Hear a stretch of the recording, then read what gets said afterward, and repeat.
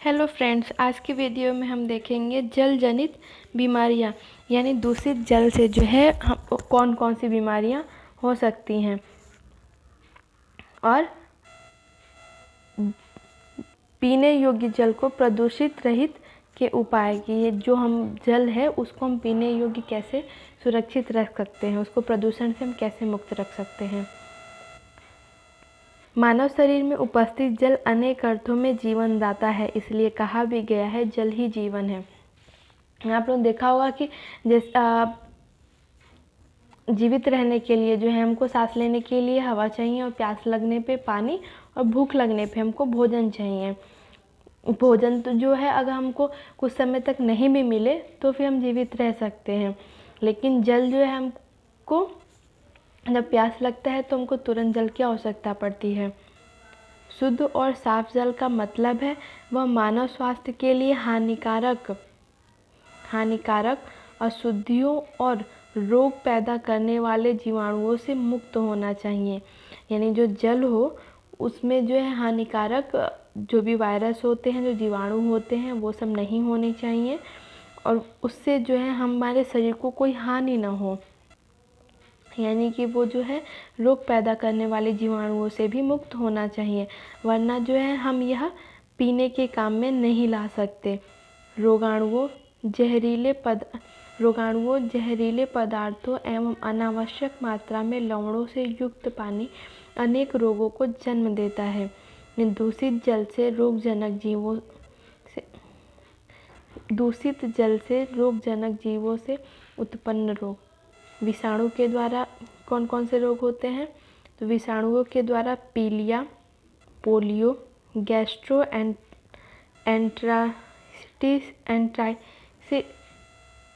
जुखाम, संक्रामक, यकृत व चेचक। जीवाणुओं द्वारा अतिसार, पेचिश, मियादी बुखार, अतिज्वर, हैजा, कुकुर खांसी, सुजाक, अपदंश, जठरांश, चोथ, प्रवाहिका, क्षय रोग। प्रोटोजोआ द्वारा होते हैं कौन कौन से रोग, पायरिया, पेचिश, निद्रा रोग, मलेरिया, अमीबियोसिस, रुग्णता, जियार्डियोसिस, रुग्णता। कृमि द्वारा फाइलेरिया,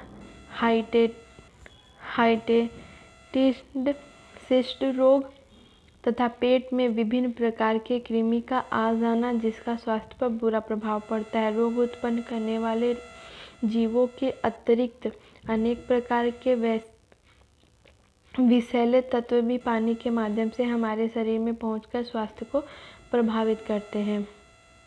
पीने योग्य जल को जो है प्रदूषित रहित करने के उपाय। जल को स्वस्थ एवं प्रदूषित होने से बचाने के लिए हम निम्न उपाय कर सकते हैं। पहला है, कारखानों व औद्योगिक इकाइयों से निकलने वाले अपशिष्ट पदार्थों के निष्पादन की समुचित व्यवस्था के साथ साथ इन अपशिष्ट पदार्थों को निष्पादन से पूर्व दोष रहित किया जाना चाहिए।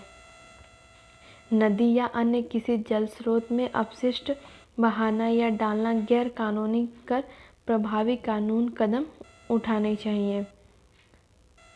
कार्बनिक पदार्थों के निष्पादन से पूर्व उसका ऑक्सीकरण कर दिया जाए।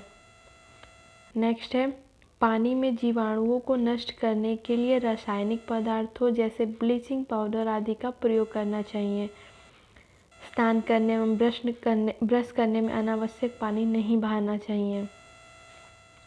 समाज व जनसाधारण में जल प्रदूषण के खतरे के प्रति चेतना उत्पन्न करनी चाहिए।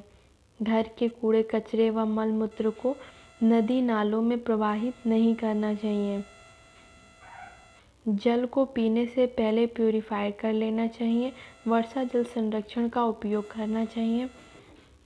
विभिन्न जलीय जीवों की प्रजातियों का भी संरक्षण किया जाना चाहिए।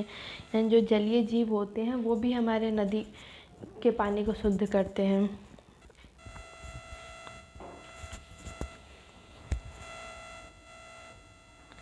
जल शुद्धिकरण। जल की सफाई करने का सबसे सरल उपाय है उनको छान लेना।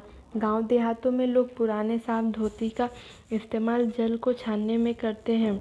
यह सबसे आसान और सस्ता तरीका है। इस तरीके से जल के बड़े कण और वनस्पति निकल जाते हैं, किंतु यह उपाय जल में मौजूद सूक्ष्म जीवों व गंधों का सफाया नहीं करता है।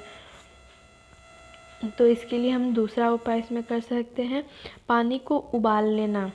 दूसरा रास्ता है पानी को उबाल लेना। यह काफ़ी हद तक कारगर तो है, किंतु इसमें ऊर्जा व्यय होती है। उबालने के समय को लेकर काफ़ी भ्रम है, किंतु काफ़ी सारे सूक्ष्म जीव सिर्फ 100 डिग्री का तापमान आते आते खत्म हो जाते हैं। ज़्यादा उबालना ऊर्जा की बर्बादी के साथ साथ भारी कणों की सघनता बढ़ा देता है। इनमें तीसरा रास्ता है रसायनों का प्रयोग। आमतौर पर क्लोरीन और आयोडीन का इस्तेमाल होता है। इनकी कार्यकुशलता इसकी सांद्रता और प्रतिक्रिया के लिए उपलब्ध समय पर निर्भर करता है।